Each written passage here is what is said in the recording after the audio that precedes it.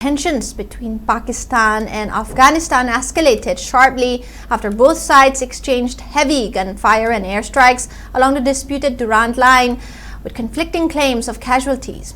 Pakistan said it launched Operation Ghazab Lil Haq in retaliation to alleged Taliban attacks on its border post, claiming that at least 133 Afghan fighters were killed and more than 200 wounded, while 27 Afghan posts were destroyed and 9 captured.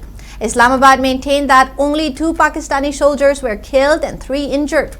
Prime Minister Shehbaz Sharif warned the armed forces could crush any aggressive ambitions, while Defense Minister Khwaja Asif declared that patience has reached its limit, calling the situation an open war. Fresh shelling was reported near Torkham border crossing, and Pakistani jets were said to be patrolling over the Kandahar.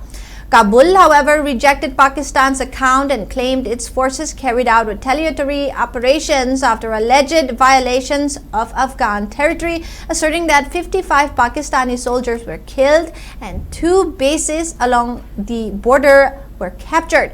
The Afghan Defense Ministry said the 4-hour operation targeted Pakistani military posts near eastern provinces, including Paktika and Nangarhar, while reporting 8 Afghan fighters killed and 11 injured, along with 13 civilians wounded in a missile strike on a refugee camp.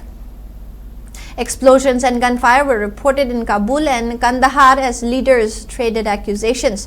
UN Secretary General Antonio Guterres urged both sides to protect civilians and resolve differences through diplomacy amid fears of further escalation.